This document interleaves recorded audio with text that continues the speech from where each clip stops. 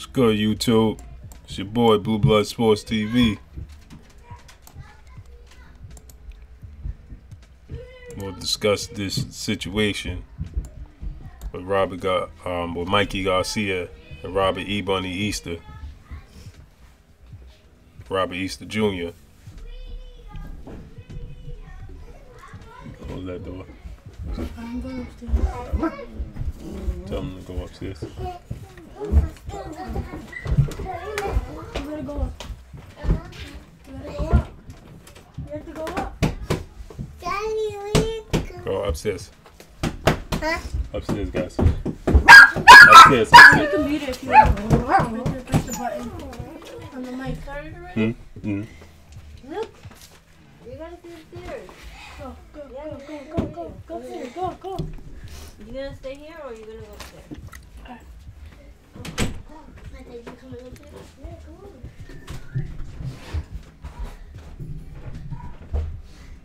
What's good, people? Where my people at?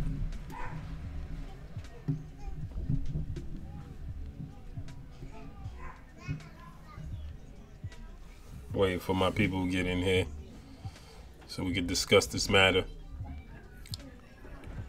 about Robert Easter and Mikey Garcia. Is Mikey Garcia ducking Robert Easter?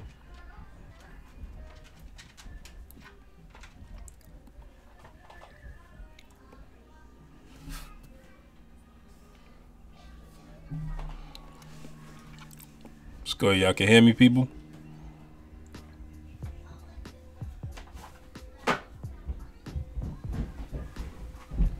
Yeah, it will be a unification bout. Robert Easter got a belt. Mikey Garcia got a belt. Jay Goodman. You know what I mean? So, yeah, it definitely would be a unification bout. But the thing is, Mikey Garcia turned down the fight with Robert Easter. And he also said that this would be his toughest fight. Hands down, it would be his toughest fight versus Robert Easter at the lightweight division. So I want to see, you know, what's people's opinion on this matter. I personally think when he got the opportunity to take a fight versus Sergey Lipinets, you know, for another weight class and get another title and get a belt at a different weight class, you know. So you know, I personally don't see it as a duck. I do think that he should have took the fight. Yeah, that's how I see it. Absolutely, Jay Goodman. I think that it's a Hagler, I mean a Duran Hearns type of fight as well. You know, I don't think that Mikey Garcia is the type of fighter to duck any fighter. I personally don't believe that. I personally don't see Mikey Garcia as the type of fighter to duck any fighter. You know, he just don't come off that way. You know, but Robert Easter is definitely deserving of a fight with Mikey Garcia. You know, they're the two top lightweights in the world right now. They're 1 and 2 if you ask me. And I will have to give the one spot to Mikey Garcia due to the fact that his resume, you know. And I mean, we can't take anything away from Robert E. Bunny Easter, but the fact remains that is he just doesn't have the resume that Mikey Garcia has at this moment. You know, Mikey Garcia was supposed to take the fight with Jorge Linares, and he turned down the fight with Jorge Linares because Jorge Linares, he said that he had another big fight, you know, in the making, and everybody in the world thought, in the boxing world, thought that it was Robert Easter. It was actually supposed to be Robert Easter, and yeah, he decided that the money didn't match, supposedly. He said for the risk, basically, that's what he said, that for the risk of fighting Robert Easter, that's going to be his toughest fight at lightweight. He said that his height, his reach, and his power is going to make it a tough fight for him. And that Jorge Linares is not going to be the tougher fight. It definitely is going to be Robert Easter. So, you know, I would have liked to see him unify, you know, in the division. Either I wouldn't have mind him being a fight with Linares or Robert Easter. You know, Sergey Lipinets didn't look too well in his last fight. Sergey Lipinets, he didn't look that good in his last fight.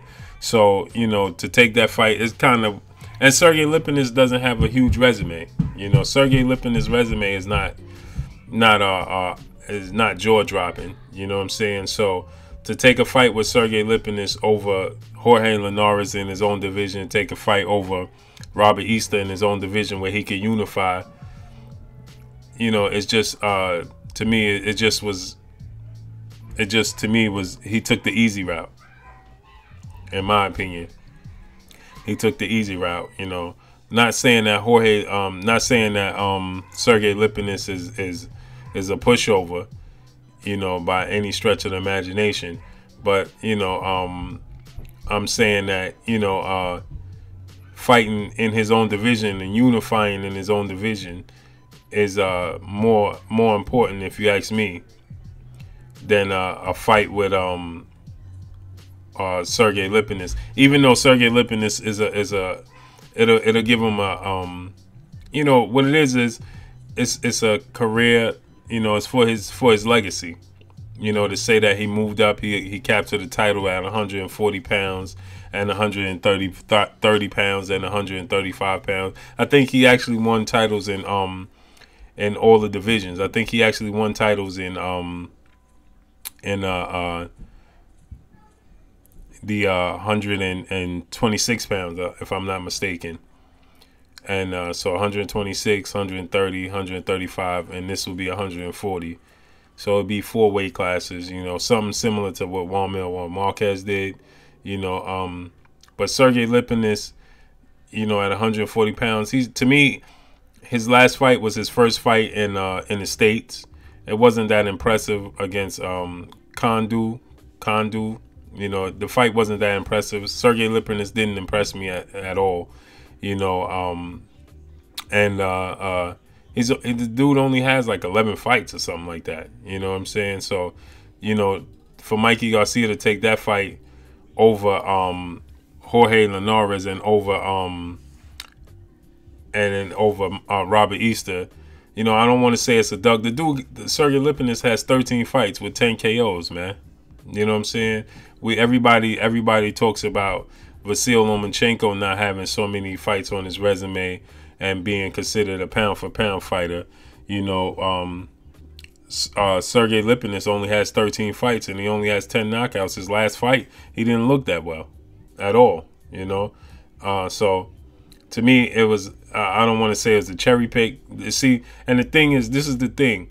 It's hard to say that it was a cherry pick due to the fact that Sergey Lipinets is a champion at the 140-pound division. You know what I mean?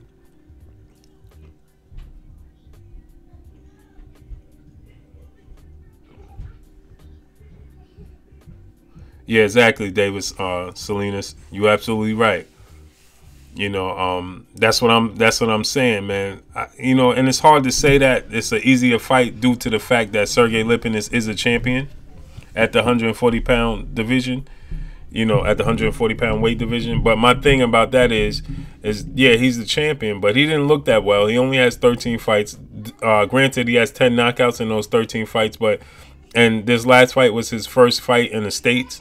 He didn't look that great to me. I wasn't impressed by his performance, and I think that Mikey Garcia and Team Garcia wasn't that impressed with Sergey Lipinets' last performance, and that's why they're taking that fight. You know, I think they think that's definitely a winnable fight for them.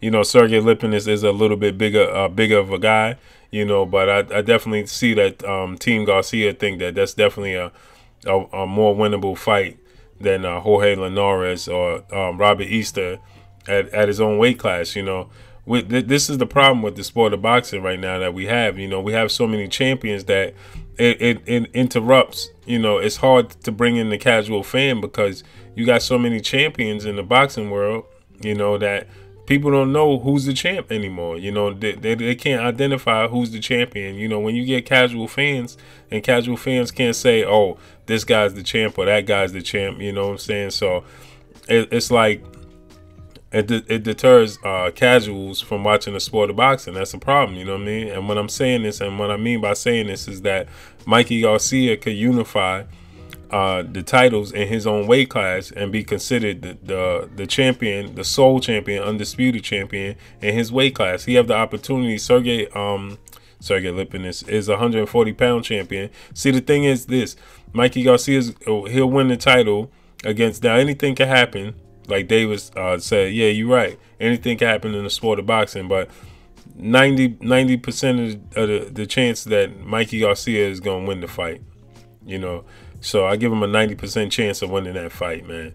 So seeing though he win that fight, is he going to defend the 140-pound title? No, he's going to drop down to 135. See, that's the problem. So now he'll be holding the title at 140, drop down to one. Now we won't have he dropped down to 135. Now we won't have an undisputed champ at 140 because he'll be holding the title. And then to become undisputed at 135, he'll have to have at least 2 fights. Because he'll have to fight Jorge Linares and Robert Easter to become undisputed champion at 135 pounds.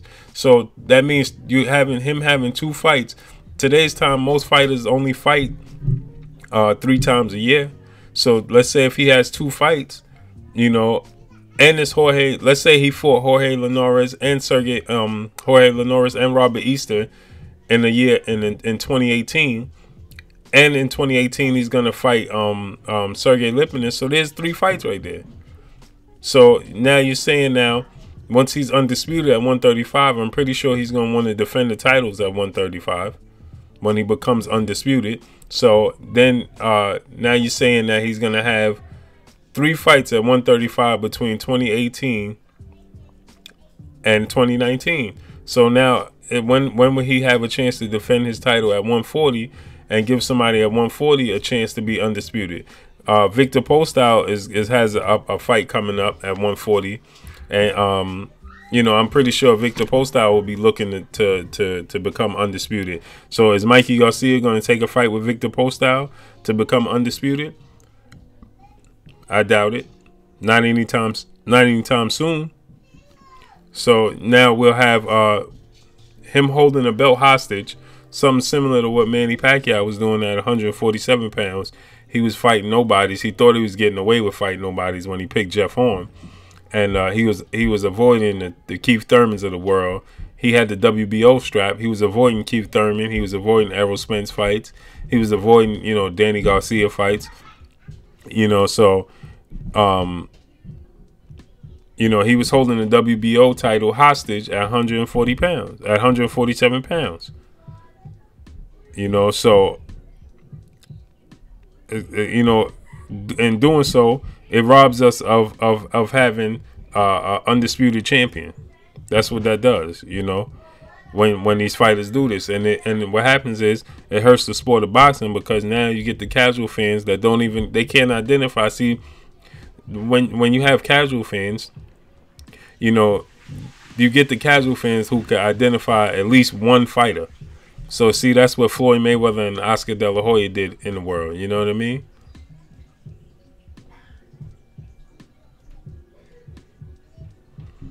Well, you know, Manny Pacquiao. See, this is the thing when people say politics, and like Jay Goodman is saying that he don't think Pacquiao avoided those fights. But see, this is the thing, Jay Goodman, as a fighter, right? You could force their hand. See, nobody could stop Floyd Mayweather from fighting anybody he wanted to fight, except the other fighter. You see, Floyd Mayweather was on Showtime. He was on HBO, you know, whatever. But, you know, the fighter on the other side, if the fighter on the other side agreed to take the match and Floyd Mayweather wanted that fight, nobody could stop that fight. You see how Deontay Wilder is chasing Anthony Joshua? If Anthony Joshua goes to Eddie Hearn and say, listen, you know something? This dude is harassing me. This dude is trying to embarrass me. You know, he calling me out. You know what? I don't want to fight nobody else with this dude next. Guess what? We'll get Anthony Joshua versus Deontay Wilder next. So see, we got to hold the fighters just as accountable as we do the promoters. So Manny Pacquiao could have forced their hand. You see, and I'm gonna give you an example. When Bob Arum was trying to make Terence Crawford versus Manny Pacquiao, when he was trying to make that fight happen, Manny Pacquiao kept turning that fight down. Bob Arum wanted that fight to happen because he really wanted to pass the torch. Bob Arum wanted to pass the torch, but because Manny Pacquiao didn't want to fight Terence Crawford, so you see he avoided the fight with Terence Crawford. The fight never took place because Manny Pacquiao didn't want that fight to take place. So see, when the fighters want a fight to take place, believe me, the fight could take place. So when Keith Thurman and Errol Spence and the PBC fighters was calling, that was just an excuse, Jay Goodman, for Manny Pacquiao and Top Rank to avoid those fighters. Well, should I say Manny Pacquiao and Team Pacquiao to avoid those fights? Yeah, exactly. That you see, but what I'm saying is, yeah, he definitely, Bob Arum wanted to pass the torch. But what I'm saying, Jay Goodman, is this: Manny Pacquiao, you see, if it's up to the promoters, they would have forced their hand. He would have made the Pacquiao versus Crawford fight. But see, that's when the fighter stepped in and said, "Listen, you know something? I don't want that fight. I'm not going to have that fight. I'm not going to take that fight." So what happened is, now the fight never took place because the fighter stepped up and said, "Listen, I don't want that fight." See, here's the thing: when the fighter don't want to fight, you know, and his promoter's trying to force, then the fighter will step up. When a fighter's trying to avoid another fighter, like Errol Spence or Keith Thurman, then they'll stand behind their promoter. You see what I'm saying? They'll use the promoter as a shield. Oh, listen, well, he fights on PBC, I fight over here. Like they don't have a voice. But when they feel like they're being done wrong by their promoter in-house, then they have a voice. Listen, I'm not taking that fight with Terence Crawford because he knew it was a pass the torch fight and he knew he was going to lose. Manny Pacquiao did. You see what I'm saying? So he didn't make that fight happen. So what I'm saying is he held that belt hostage. So thus robbing us of an undisputed champion. This is one of the reasons why I said Terence Crawford is #1 pound for pound in the world. He let nothing and nobody stand in the way of him becoming undisputed at 140 pounds. He let nothing and nobody, not Bob Arum, not Top Rank, nothing. He said, "Listen, make that Indongo fight take place." Because if most people don't know that, Top Rank and everybody was trying to force Terence Crawford to move up in weight already before the Indongo fight. They didn't even want him to take the Indongo fight. He chose to take the Indongo fight. He said, "Listen, you know what? I'm going to take this Indongo fight. I'm going to make this happen." See, there was a lot of politics going on behind the scenes with that Indongo fight, and Terence Crawford made that fight take place. Exactly. See what I'm saying? The Charlo twins would make it happen. Well, you see how the Charlo twins rock? That's why I rock with the Charlo twins, man. You know what I'm saying? I used to have my doubts about the Charlo twins, but the way they rock, man, the way they move, man, you know what I'm saying? Like you can't be mad at them, man. They want what they want and they're gonna go get it. They're not gonna let these promoters, they're not gonna let managers, they're not gonna let nobody stand in their way. They've been chasing Canelo Alvarez, who's an HBO fighter. Canelo Alvarez is a golden boy and HBO fighter. The Charlo twins, both of them, been chasing Canelo Alvarez, trying to get that fight. Verbally, they'll show up better. I pulled up a picture with them with Canelo Alvarez. You know what I'm saying? So they verbally chase him down. They look for him. They trying to make that fight happen by any means because it's for their legacy. You know what I'm saying? It's for their legacy. So you know, when any fighter could do that, man. Fighters could, if they want to. Listen, Keith Thurman. Let's say if Keith Thurman was we see what Keith Thurman is doing right now, avoiding the Errol Spence fight, and they on the same network. That fight should be easy to make, but the difference is Keith Thurman right now is saying, listen, he's pumping the brakes as the fighter. He's voicing his opinion as the fighter. He's saying, listen, you know something? Nah, I'm not ready for Errol Spence right now. That fight probably ain't gonna take place till 2019. If it was up to Al Heyman, the fight would take place after his tune-up, after his so-called tune-up fight. After he fight Jesse Vargas, because Jesse Vargas is gonna be his tune-up fight. So after he fight Jesse Vargas, you know, Al Heyman would, if it was up to Al Heyman, Because Al Heyman told all the fighters in his stable, listen, check this out. Everybody's going to start earning their money now. Because he been putting money in all their pockets. And they, you know what I'm saying? The fighters been making millions of dollars fighting, you know, B-level fighters. So he started telling them, listen, here's the thing. Fighters is going to start fighting and earning their money now. So Al Heyman told her, and there's a video with Adrien Broner talking about that. You know what I'm saying? Adrien Broner said, yo, listen, Al Heyman had to sit down with all the fighters in his stable and told them, listen, now everybody going to start earning their money. And I don't know if people know, but Floyd Mayweather was even talking about it. He said the fighters in PBC and his stable wanted the easy way out. They wanted to get money, but they didn't want to work for it. So he said they was making too much money, and it was becoming a problem. So now all the fighters in that, Al Heyman had to sit down. Adrien Broner, go check that out. Adrien Broner said, listen, all the fighters, and Al Heyman had to sit down with all the fighters in the stable and told them, listen, guess what? All the fighters is going to have to fight each other now. Basically a round robin. You know what I'm saying? Robert Easter didn't, you know, he didn't, it was a tough fight. I think that he took that fight lightly, Chavez. I think Robert Easter took that fight lightly. Opposed to Sergey Lipinets. Sergey Lipinets just didn't look talented to me at all. When I watched the fight with Sergey Lipinets, his last fight, he just didn't look talented to me at all whatsoever. We know Robert Easter, E-Bunny, got skills and he got talent. You know what I mean? And when y'all make sure y'all hit that like button as y'all come in, man. Make sure everybody hit that like button when they come in. Hit that like button, man. Make sure y'all hit that like button as y'all come in. But Sergey Lipinets just didn't look like he had the talent at all, Chavez. But Robert Easter, we know he got the talent. I think sometimes, you know what I'm saying, when you're fighting a light touch type of fight, you know, sometimes you overlook a fighter. And I think that's what Robert Easter did in his last fight. I think that he, personally, I think that he overlooked his last opponent. Thought it was going to be, he was going to blow him out the water, and realized his opponent was there to win. He wasn't there to lay down. Sometimes when you got a name, you think that sometimes fighters get in the ring and they're there to lay down. I call it the Mike Tyson effect. You know what I'm saying? When all the fighters that he fought, you know, after they got hit, you know, he was such a he was so overbearing, and he was so intimidating that fighters got in the ring and they laid down. Because they didn't want to go through the pressure. They didn't want to go through the gauntlet of trying to get through him to win the fight. But then when he fought somebody who lost a part of him, and I'm talking about Buster Douglas. When Buster Douglas lost his mom, he had felt like he had nothing to live for. So when he got in the ring with Mike Tyson, he was a callous. He had no feelings. You know what I'm saying? He felt like he had nothing to live for when he got in the ring. He didn't care what happened. And you see what happened in that fight?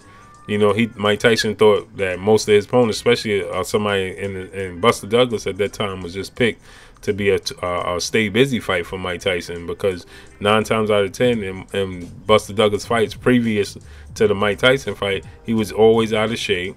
He never came prepared, you know, and it showed even after the Mike Tyson fight.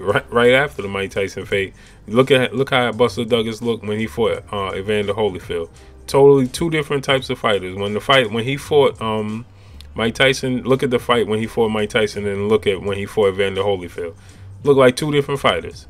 Totally two different fighters. And sometimes fighters get shocked by jumping in the ring, and they're used to fighters just laying down. You know what I'm saying? And then you get in the ring with a fighter who's there not to just lay down, but he's there to win the fight, you know, and he's coming to earn his.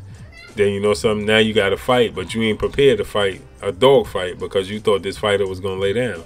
Now, Robert Easter, when he get in the ring with Mikey Garcia, best believe he going to be at tip-top shape. He going to be on his A game as much as he could be, you know, for that Mikey Garcia fight. So, you know, when he get in the ring with Mikey Garcia, it's going to look like a different fighter. The fighter, when he gets in the ring with Mikey Garcia, it's going to look like why he ain't blow that last dude out. You know what I'm saying? Because some dudes is just disciplined like that. Some dudes are not disciplined. So Mikey Garcia is one of those fighters that he's like Juan Manuel Marquez and the Floyd Mayweathers of the world. You know, when they step in the ring, Manny Pacquiao, you know, some fighters, when they step in the ring, man, they always ready. You know, they got a saying, stay ready so you don't have to get ready. Well, see, this the thing, Chavez. I think that Mikey Garcia wants to unify. I think that he wants that to be his last fight at 135. Because he already said it. He said in his video, shout out to my man Dante Boxing Nation. He said in an interview with Dante Boxing Nation, he said, listen, my fight with Robert Easter, he's the last person on the list. That's came right out the horse's mouth. He said he's the last person on my list to fight. So, you know, that's no coincidence. You know what I mean? He said, listen, this dude is the last person on my list that I want to fight.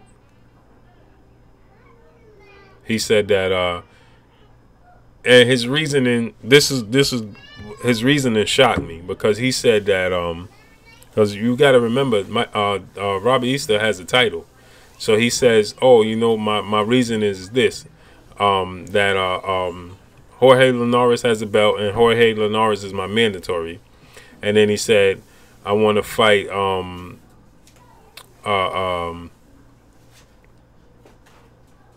I forgot the other dude name. Damn, I forgot the other dude name, but he said the other dude, he has the WBO belt. So he said that he wants to win another WBO belt. So pretty much letting us know that, you know, I think it's high. Let me check, man. But he said that, you know, his fight, he said that he wants to fight with Jorge Linares because that's his mandatory, and then he wants to fight with the WBO champ. I can't remember his name right now, man. Oh, Flanagan is 33-0 as well. You know, but yeah, he wants to fight with he said that Flanagan, because Flanagan has the WBO title. So he said that since Jorge Linares is his mandatory, then Flanagan has the WBO, and he wants to fight Flanagan because he always wanted to win the WBO again, which to me makes zero sense. It makes zero sense to me. Like, why do why are you hell bent on winning the WBO title instead of having a legacy fight?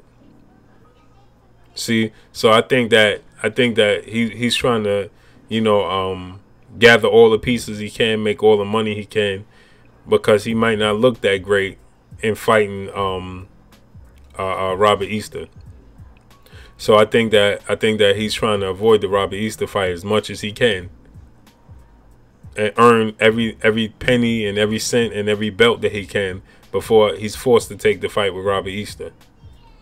And trust and believe, Chavez, this is my thing. I think that he's gonna fight Robert Easter. Is gonna be his very last fight, and he's already preparing himself and his fans for the 140-pound move up. I think that's where Mikey Garcia is playing. So, you know, I think, I don't want to say it, but bottom line is I think that he's going to try to have built-in excuses. You know what I'm saying? It'll be a built-in excuse. Or I can't make the weight, something like that. You know, I'm struggling to make the weight, or you know, I won all the titles, and, you know, just built-in excuses. It'll be his last fight at 135. I'm 100% sure of that, because it already seemed like he don't want the fight with Robert Easter. So, but, you know, I started this off by saying that I don't think Mikey Garcia is a ducker, because I don't think he fears any fighter.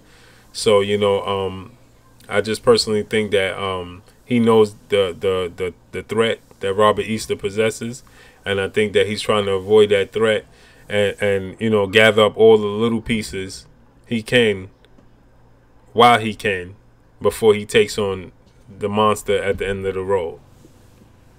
That's my personal opinion. I think that he's trying to gather all the pieces that he can before he have to face the monster at the end of the road.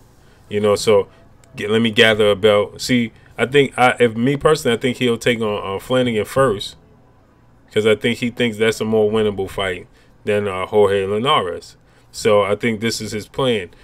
Get the belt from Sergey Lipinets, then go down go back down to 35, grab that WBO strap from Flanagan. Now he has the WBO strap. Jorge Linares is mandatory, but like I said in my last video and one of my other videos, if you don't know, unification bout take precedent over mandatories. So if he came down to 135 and he fought Terry Flanagan, and got that strap from Flanagan, now he has another strap, right? So when he comes back down to 35, he doesn't have to take the mandatory fight against Jorge Linares right away, because it's unification bout with Flanagan for the WBO strap would take precedent over the mandatory fight with Jorge Linares, even though the Jorge Linares fight is a unification bout as well. But he will be able to make a lateral move and fight Flanagan, take the strap from Flanagan, then and after he gets the strap from Flanagan, then he'll take the mandatory fight, because now he don't have to fight Robert Easter, because he'll get the strap from Flanagan, and now his fight with Jorge Linares who is mandatory. He'll try to get the strap from Jorge Linares, because Jorge Linares is going to be a tougher fight for Mikey Garcia than Flanagan. So he'll get the belt. So now Jorge Linares, it's like taking the lesser of the two evils. You know what I'm saying? So now he'll take the strap from Flanagan, try and beat Jorge Linares, get more, build up his rep. So you figure if he beats Sergey Lipinets, that's going to make him 38-0. And if he knocks him out, it's going to make him 38-0 with 31 knockouts. Now, let's say he goes back down. Now he wins a strap at 26, 30, 35, and 40. He goes back down. He's a four different weight class world champion. Goes back down, unifies the belt with Terry Flanagan. Now he's unified that title. He's a multiple WBO champion. Now he takes on Jorge Linares. He beats Jorge Linares, who's it's a good notch in his belt. That's a good name on his resume. So he gets out Jorge Linares. Now he's unified. Now he takes on. Excuse me. Shh. Now he takes on. Now he has multiple straps. He unified. Now the fight with him and Robert Easter, don't get me wrong, the fight with him and Robert Easter would be that much bigger, because now all the belts on the line. It's a unification. It's an undisputed fight. You see what I'm saying? Now he's a 4 different weight class, world class champion. He won WBO multiple times, and by that time he'll be 39-0. Let's say he knocked out Jorge Linares, he'll be what, 30? If he knocked out Flanagan, Lipinets, and Linares, it'll make him 33. He'll be 38. Is he 37? So he'll be 40-0 with 33 knockouts going into the fight with Robert Easter. Hell of a resume. Hell of a resume. Oh, Chavez, absolutely. Robert Easter is better than Broner, and this is why I'm going to. And this is what I'm going to tell you. And this is the reason I'm going to tell you that. See, Robert Easter is dedicated to his craft. Adrien Broner is not dedicated to his craft, and Robert Easter possesses a lot of different. He poses a lot of different problems for any fighter at 135, because Robert Easter is almost 6 feet tall. So he's like Tommy Hearns at 135. He have a powerful punch. He fights tall at times. At times he gets a little sloppy and starts fighting inside. But he fights tall most of the time. He got a good jab. He's disciplined. Adrien Broner is the more talented fighter. He more flashy. He has more speed and all that, Chavez. But Robert Easter at this point in time, I think Robert Easter at this point in time, if he fought Adrien Broner at 135, even at 140, I think Robert Easter's the style that he has, and I think he would beat Adrien Broner. It's kind of crazy that, and see, that's another thing. This already has a built-in storyline, Robert Easter versus Mikey Garcia, because Mikey Garcia beat Adrien Broner. Where my dog's at? Yeah, Chavez. I think it's a little early. We used to going on kind of late, on this channel. You know what I mean? It's a little early for everybody. Dude's probably still at work. You know what I mean? Just coming home from work, that type of thing. Maybe just getting to work. You know what I mean? So I think everybody might be, you know what I mean, a little busy. It's a little early for us. But we here, we live, you know what I mean? We rocking. You know what I mean? But yeah, so I think that's the thing. I think Adrien Broner is more skillful fighter. You know, he has the flash, he has the speed, he has the charisma, you know, he has the, you know, the flash, you know what I mean? But I think that at this point in time, Robert Easter is the better fighter, definitely. I definitely think Robert Easter is the better fighter. You know what I mean? But I definitely want to see this fight, Mikey Garcia versus Robert Easter, man. They need to make this fight take place. They need to make this fight take place. It's a big fight, man. But like I said, if Mikey Garcia does what I said, and I think that he'll do, if he fights, if he goes and he fights Sergey Lipinets and wins that title, he'll be, because he's 37-0 with 30 knockouts right now. So if he wins that fight, and especially if he wins that fight by knockout, you know, he'll be 38-0 with 31 knockouts. Now let's say he goes down, he beats Flanagan. Now he'll be 39-0. If he knocks Flanagan out, then he'll be 39-0 with 32 knockouts. Now let's say he fights somebody like that's credible, like Jorge Linares. You know, he beats Jorge Linares. Let's say he knocks out Jorge Linares. Now he's 40-0 with 33 knockouts. Now when he fights Robert Easter, and if Robert Easter keeps on winning, you know, takes on opponents. See, the thing about that, the funny thing about that is, that might interrupt that is, Robert Easter might fight Jorge Linares, or Robert Easter might fight Flanagan. And if that was to take place, then that's going to interrupt everything, because somebody has to win, unless it's a draw, you know. And Robert Easter has the talent, you know, he has the skills to knock one of them out. So, you know, he could interrupt that. You know, all those plans can be interrupted. I personally think that's the plan for Mikey Garcia, because if he does it in that fashion, and then let's say he beats Robert Easter. If he beats Robert Easter, then you know what? Now he's 41-0. With you know, I don't know how the fight would take place, or how, if he got the win, you know, but he would be 40-0 now, you know, 41-0, and now he'll take that record, his legacy, and move up to 140. He was already a champion at 140. He still would probably hold the title unless he dropped it at 140. But if he didn't, then he have a mandatory who probably would be a touch fight at 140, and because a tough fight like Victor Postyle is probably, he's going to have a title. So I don't see Victor Postyle being a mandatory for the title, Sergey Lipinets title. So, you know, he goes up to 140. Hey, he beat Adrien Broner. He beat Robert Easter. He beat Jorge Linares. He beat Orlando Salido. He beat, you know, so many champions, so many names, credible opponents, you know. Or that's a sure, that makes him a surefire Hall of Famer. Now he could test the waters, move up through the 140-pound and 147-pound divisions, test the waters, test his skills, and see where he lays. You know what I'm saying? So that's a possibility. I think that's the plan for him. I think that's what he's looking to make happen. You know what I mean? So hey, we never know. But is he ducking him? Let me know if y'all think he's ducking him. What you think? Also, too, man, let me know what y'all think is fight of the year, and who should be trainer of the year.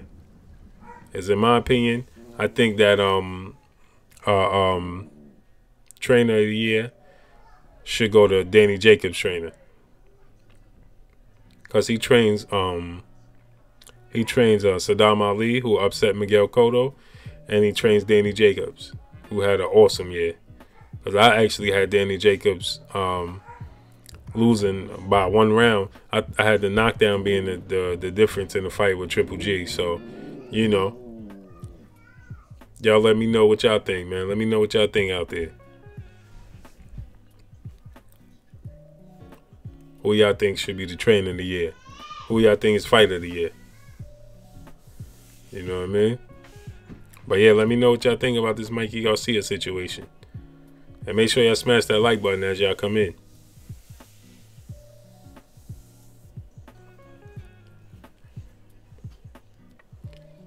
Let me know what y'all think, man.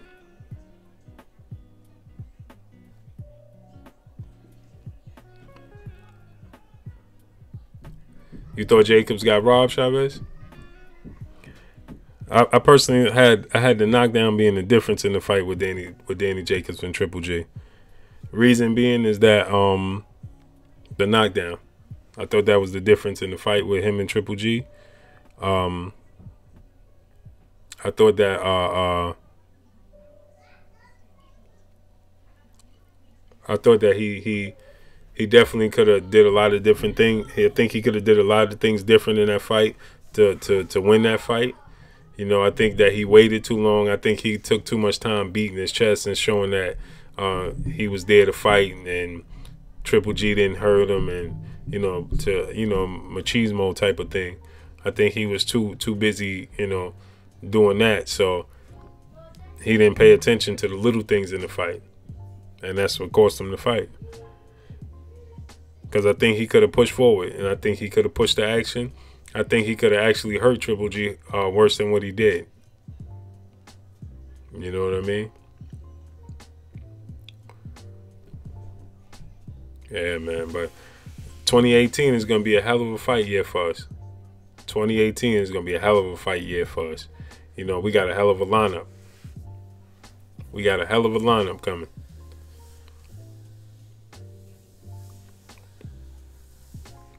I'm about to get out of here, y'all. So I want to talk about that Mikey Garcia, Robert Easter fight.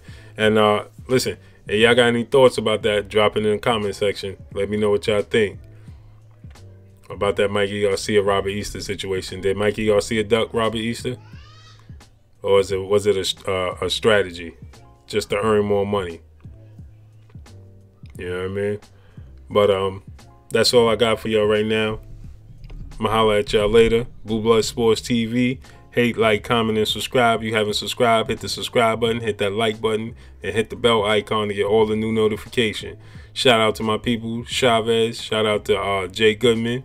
Holler at y'all, man. Thanks for coming on. David Salinas. You know what I mean? Wanted to shout y'all out. Thank y'all for coming on. But this is Blue Blood Sports TV, so I'm going to talk to y'all later, man. Blue Blood Sports TV, holla at me. Make sure y'all subscribe and hit that like button. Peace.